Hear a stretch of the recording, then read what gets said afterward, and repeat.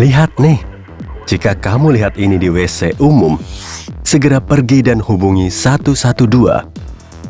Ada begitu banyak tempat di mana kamu merasa aman, ya kan? Di rumahmu sendiri, mungkin di mobilmu, di WC umum. Tunggu, apa? Tidak. Yang terakhir jelas bukan tempat di mana kamu boleh lengah.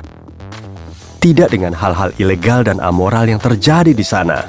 Dan jika kamu nggak ingin momen paling pribadimu direkam, cek lingkunganmu untuk menemukan capstock aneh. Oke, balik ke WC umum dan bahayanya yang tersembunyi. Ini mungkin akan jadi kejutan tak menyenangkan, tapi seseorang bisa saja mengawasimu pas kamu lagi menyelesaikan hajatmu.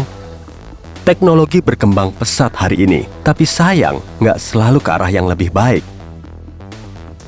Meskipun gadget dan peranti bikin hidup kita jauh lebih mudah, tapi juga telah membuka jalan bagi jenis aktivitas kriminal baru. Bagi orang berpikiran kotor yang ingin mengintipmu di saat yang paling enggak kamu harapkan, yang mereka butuhkan cuma capstock sederhana. Baru-baru ini polisi telah menyelidiki dengan cermat capstock yang kelihatannya sangat tidak mencurigakan di WC umum.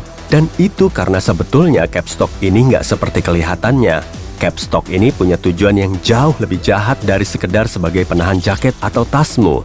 Ketika memasuki WC umum, selalu amati sekeliling dan perhatikan capstock yang kamu lihat. Jika kamu lihat ada capstock yang agak aneh, segera tinggalkan WC dan hubungi pihak berwenang. Nah, ketidakwajaran seperti apa yang kamu cari? Kamu tahu kan capstock yang biasanya didesain untuk mantel cuma punya satu kait? Nah, capstock yang mencurigakan seringnya punya dua kait. Tersembunyi di dalam kait ini adalah kamera rahasia kecil yang mampu merekammu. Bukan cuma berupa gambar diam, tapi juga rekaman video. Kamera itu merekam orang di WC umum dan kamar ganti. Lalu, para penjahat ini mengunduh rekaman dari alat ini ke dalam komputer mereka.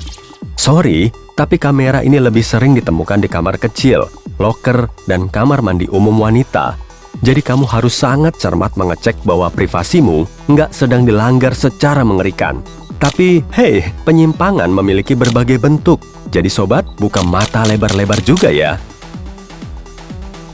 Kamu akan mengira kamera tersembunyi super canggih ini akan tampak jelas bagi mata telanjang. Tapi kasusnya nggak selalu begitu. Kamera itu tampak begitu wajar menempel di dinding, hingga kamu nggak bakal menyadarinya. Selain itu, alat ini sangat mudah untuk dimiliki. Misalnya, Amazon dan eBay menawarkan kamera semacam itu kepada siapapun yang mau membayar dan harganya kurang dari 145.000.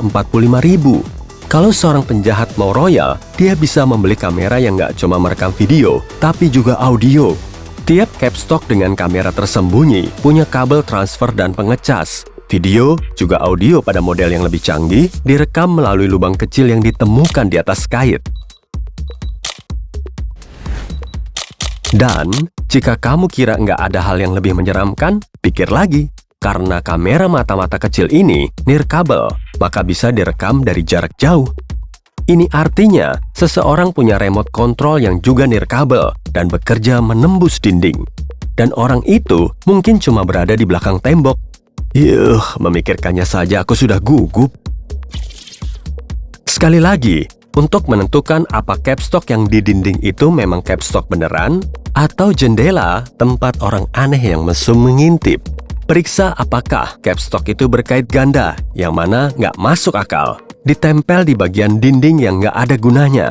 Kamu lihat sinar berkedip, itu berarti sebuah kamera sedang merekam. Ini nggak selalu kasat mata, tapi tetap harus diwaspadai. Jika kamu lihat salah satu dari tanda-tanda ini, segera hubungi polisi. Mungkin kamu bertanya-tanya, kenapa perusahaan bisa-bisanya bikin kamera capstock untuk memata-matai orang yang berada di WC? Ya, masalahnya, kamera itu sebenarnya untuk keamanan rumah. Sayang, orang-orang yang sakit telah mengubah tujuannya untuk disesuaikan dengan kebutuhan mereka.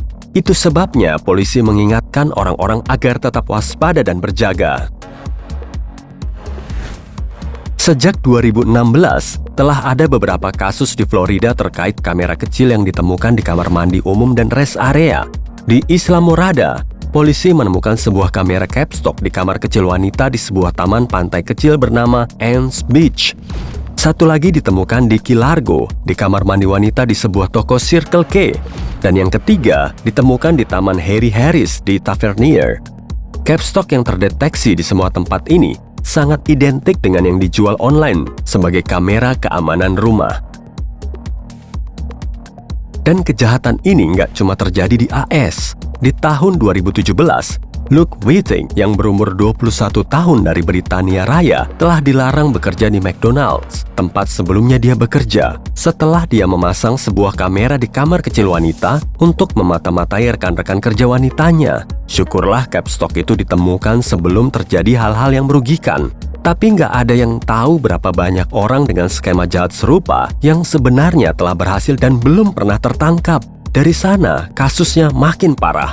Sebuah kasus tahun 2015 di Inggris menjadi berita utama setelah seorang wanita muda menemukan kamera tersembunyi yang merekamnya ketika dia sedang mandi di hotelnya. Tapi kamera ini disembunyikan di ventilasi. Adapun kamera capstock, kemungkinan besar kamu akan melihatnya dalam kamar hotelmu. Bagaimanapun, selalu cek untuk berjaga-jaga.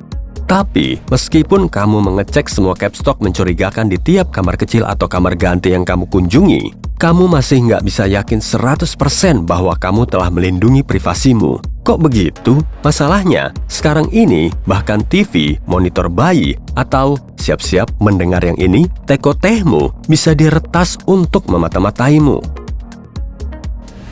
Sebuah survei yang diadakan oleh Which, grup sebuah organisasi hak konsumen independen di Britania Raya yang melakukan hal-hal seperti mengetes produk dan jasa untuk mengetahui keamanan dan keandalannya, menemukan 8 dari 15 alat yang kamu pakai secara teratur bisa diretas. Para peneliti memperkirakan bahwa sampai 2025 akan ada lebih dari 75 miliar barang yang terhubung dengan internet. Banyak dari alat ini terus berfungsi memonitor bukan cuma jalanan kota, tapi juga bagian dalam rumah orang. Di tahun 2017, ada kasus ketika rekaman dari 500 CCTV pribadi yang berlokasi di seluruh Britania Raya, termasuk di TK, toko, badan usaha, dan rumah, disiarkan di sebuah situs web Rusia. Di tahun 2015, seorang pengasuh bayi di Texas sedang mengganti popok bayi berumur 1 tahun ketika tiba-tiba saja ada suara seorang lelaki yang mengomentari tindakannya. Seperti yang bisa kamu bayangkan, hal ini membuat wanita malang tersebut ketakutan. Ternyata monitor bayi di ruangan itu punya password bawaan yang nggak pernah diubah oleh orang tua bayi. Which juga menemukan bahwa beberapa mainan elektronik anak-anak yang tidak mahal juga bisa diretas. Penjahat bisa memakai mainan untuk mendengar apa yang sedang terjadi dalam ruangan. Tapi itu bukan yang terparah. Mereka bisa juga mengirim pesan dan berkomunikasi dengan seorang anak. Pikirkan saja betapa seramnya itu. Apa jadinya jika mereka menyuruh seorang anak untuk pergi keluar atau bilang sesuatu yang nggak bisa dibayangkan? Virgin Media, provider internet rumah di Britania Raya, melakukan latihan keamanan dan menemukan bahwa para peretas bisa mengakses dan mencuri data 800.000 klien perusahaan yang kemudian segera disarankan untuk mengubah semua password mereka. Kalau enggak, begitu peretas mengetahui password router rumah, dia bisa memperoleh akses jaringan Wi-Fi rumah dan mengendalikan semua peranti yang disinkronkan dengannya. Ya, bahkan teko listrik super mewah yang telah membuat hidupmu jauh lebih nyaman itu. Oke, kita semua sadar akan berbagai bahayanya. Ini saatnya mengajukan pertanyaan sebenarnya. Bagaimana cara melindungi diri kita sendiri? Para ahli punya 2 rekomendasi. Pertama-tama, selalu ubah password default dan login ke peranti yang terhubung ke internet. Dan kedua, gunakan selotip untuk menutupi mikrofon dan kamera di gadget ini, sehingga para kriminal dunia maya nggak bisa melihat apa yang sedang kamu lakukan dan menguping kehidupan pribadimu. Teman-temanmu mungkin menyebutmu paranoid, tapi hey, mereka sendiri yang paranoid. Apa pendapatmu tentang jenis kejahatan ini?